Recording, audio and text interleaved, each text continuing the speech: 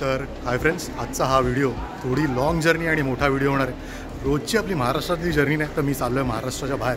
तर मी सध्या आहे पनवेल स्टेशनला आणि पनवेल स्टेशनवरून मी चाललो आहे दिल्ली आणि दिल्लीवरून मी आयदर पुढे मनालीला जाईन किंवा तिथून धर्मशालाला जाईन। तर मुंबईवरून तुम्ही मनाली किंवा धर्मशाला ट्रेनने कसे पोहोचू शकता याची सगळी माहिती मी तुम्हाला या व्हिडिओमध्ये द्यायचा प्रयत्न करेन। तर आता पनवेलवरून माझी मंगलाद्वीप एक्सप्रेस आहे, तर ही एक्सप्रेस 1 तास लेट आहे, तर इथून मी आता ही ट्रेन पकडेन आणि पुढच्या जर्नीच्या डिटेल्स तुम्हाला या व्हिडिओमध्ये बघायला मिळतील। तर तुम्हाला मुंबईवरून मनाली किंवा धर्मशाला पोहोचायचं असेल तर हा व्हिडिओ नक्की बघा।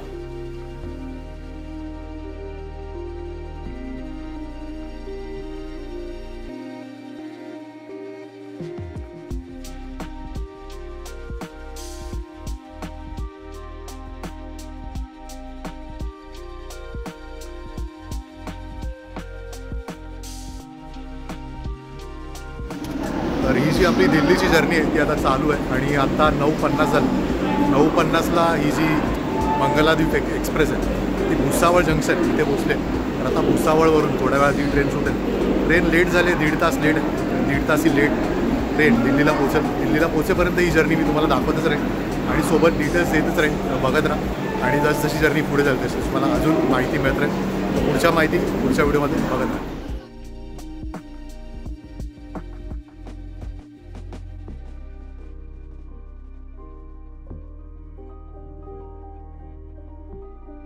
तर आता सध्या टायमिंग झाला आहे 10:20 आणि ट्रेन जी ट्रेन आहे आपली मंगला एक्सप्रेस ही पोचली आग्रा कॅन्ट इथे आणि आग्रा कॅन्टवरून आता साधारण 2 ते 3 तासात ही ट्रेन हजरत निजामुद्दीन स्टेशनला पोचेल। तर अशा प्रकारे ही जर्नी पूर्ण चालू आहे। ट्रेन लेट झाली आहे पण तरी आता काही करू नाही शकत आणि या ट्रेनने हा प्रवास चालू आहे। पुढे दिल्लीला पोचल्यावर दिल्लीवरून आयदर बस किंवा कॅबने आपण काश्मीरी गेट येथे पोचू आणि तिथून पुढची जर्नी आणि पुढच्या डिटेल्स मी तुम्हाला देत राहील। तर आता ही थोडीफार जर्नी मी तुम्हाला दाखवतो आणि त्याच्यानंतर पुढून दिल्लीवर होणारी जर्नी तुम्हाला बघायला मिळेल।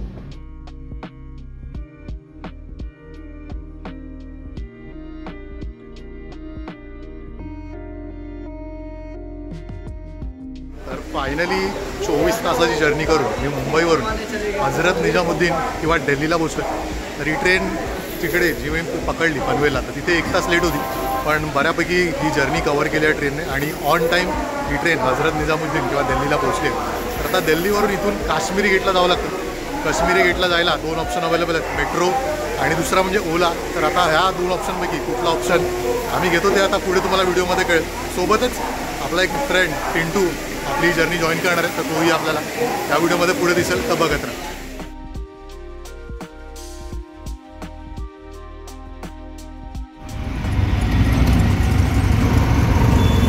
हजरत निजामुद्दीन स्टेशनला ज्यावेळी तुम्ही उतरता त्यावेळी मी मेन्शन केलं तुमच्याकडे 2 ऑप्शन असतात, एक तर रिक्षा किंवा दुसरं तुम्ही मेट्रोने जाऊ शकता। तर आम्ही ते रिक्षा पकडले।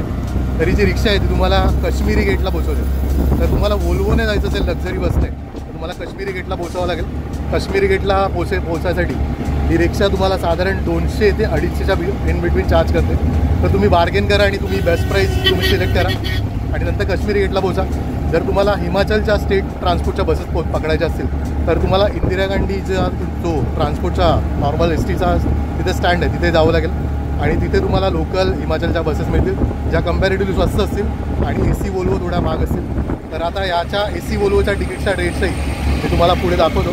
तर आता आम्ही चाललो आहे काश्मीरी गेटला किंवा मजनूच्या टीलेला, तर तिकडून तुम्हाला या लक्झरी वोल्वो बसेस मिळतात। तर पुढची माहिती आता तुम्हाला व्हिडिओमध्ये दिसत राहील।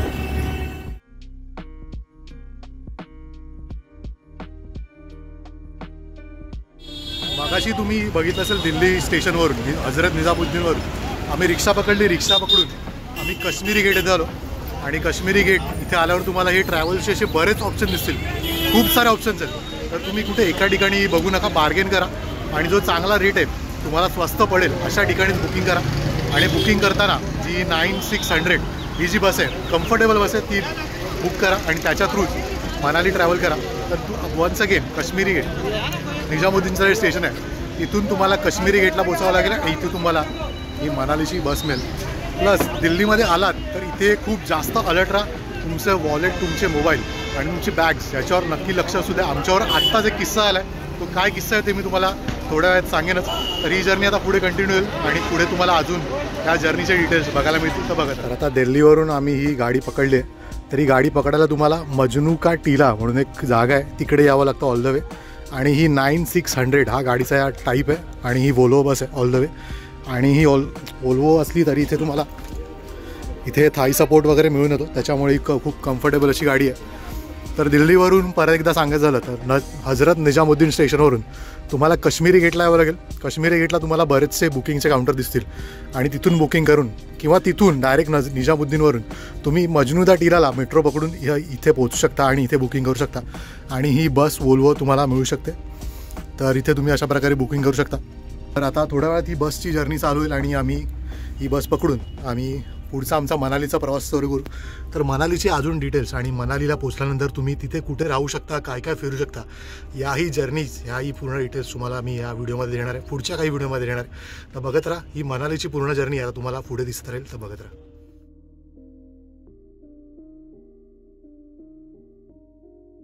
तर ज्यावेळी तुम्ही मुंबईवरून मनाली प्लॅन करत असाल तर मी तर म्हणेन ह्या ज्या बसची बुकिंग आहे, जर तुम्ही दिल्लीवरून येत असाल तर त्या बसेसची बुकिंग ही रेड बसवरून करा. इथे येऊन ऑन द स्पॉट बुकिंग करणं हे थोडं जोखमीचं ठरू शकतं, कारण हे लोक काही रेट सांगतात आणि जर तुम्ही बार्गेन नाही केलं तर तुम्ही त्यांचे जे चुकीचे रेट्स आहेत त्याला बळी पडू शकता. आता इथे आमच्या या डिकीमध्ये बसमध्ये फक्त भाडं ठेवायचे, बॅग्स ठेवायचे. ह्या लोकांनी पर बॅग 20 रुपये घेतलं. तर इथे अशी ही लुटालूट इथे चालते.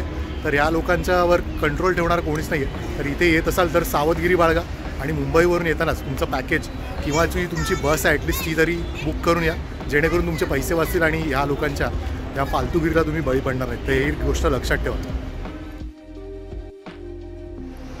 तर आत्ता आमचा दिल्लीवरून साधारण चार तासाचा प्रवास झाला. रात्रीचे 10 वाजले आणि इथे एका ढाब्याला ही गाडी थांबली आहे. तर एकदम आरामदायक प्रवास आहे. तुम्ही जर AC वोल्वोने ट्रॅव्हल करत असाल तर खूप इझिली तुम्ही हा दिल्ली टू मनालीचा प्रवास करू शकता. साधारण 10 तास लागतात आणि 10 तासात खूप आरामदायकरित्या तुम्ही ह्या बसने इथे मनालीला पोहोचू शकता. तर अजून एक गोष्ट अशी झाली की इथे खूप विजा चमकत होत्या आणि पाऊसही एकदम जोरात पडत होता. तर ती एक खूप कन्सर्न करण्यासारखी गोष्ट होती. पण आता थँकफुली पाऊस थांबला आणि आय होप ही जी पुढची जर्नी आहे ती आमची खूप इझी होईल.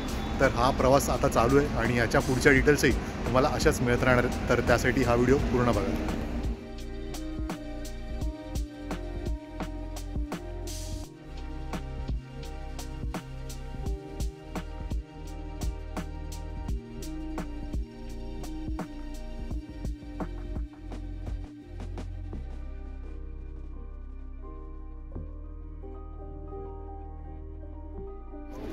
तर आय होप ही पूर्ण जर्नी तुम्ही बघितली असेल. तर ही होती मुंबई टी मनाली, ही पूर्ण जर्नी होती. तुम्ही ट्रेनने मुंबईवरून मनालीला कसे पोचाल याची सगळी माहिती आणि सोबतच काय काय प्रिकॉशन घ्याल या सगळ्या डिटेल्स मी ह्या ब्लॉगमध्ये मेन्शन केलं. तर तुम्ही मुंबईवरून येत असाल तर पहिलं दिल्लीवरून मनालीसाठी बसेस मिळतात. तर ही ट्रॅव्हल अशा प्रकारे तुम्ही ही जर्नी करू शकता. तर खूप कम्फर्टेबल जर्नी आहे आणि सोलो ट्रॅव्हलर असाल किंवा जर तुमचा मुलांचा ग्रुप असेल तर त्याच्यासाठी एक खूप कम्फर्टेबल आणि स्वस्त असा पर्याय तुम्हाला मुंबईवरून ट्रेनने मिळू शकतो. तर हा व्हिडिओ बघा आणि इन फ्युचर मनाली येत असाल तर हा व्हिडिओ नक्की फॉलो करा आणि अशाच काही बजेट ट्रॅव्हल आणि चांगल्या व्हिडिओसाठी हे चॅनल नक्की फॉलो करा. तोपर्यंत असंच काही नवनवीन व्हिडिओज आणि नवनवीन जर्नीज तुमच्यासाठी घेऊन येईपर्यंत बघत राहा एक आपलं मराठी यूट्यूब चॅनल. त्याचं नाव आहे ट्रॅव्हल आणि बरंच काही. आणि सोबत टिंटू जो आपल्याबरोबर थ्रू आउट टूर असणार आहे. तर आता पुढचे काही व्हिडिओ मनालीचे आणि मनालीमध्ये तुम्ही कुठे कुठे फिराल याचे सगळे डिटेल्स तुम्हाला मिळत राहील. तर बघत राहा.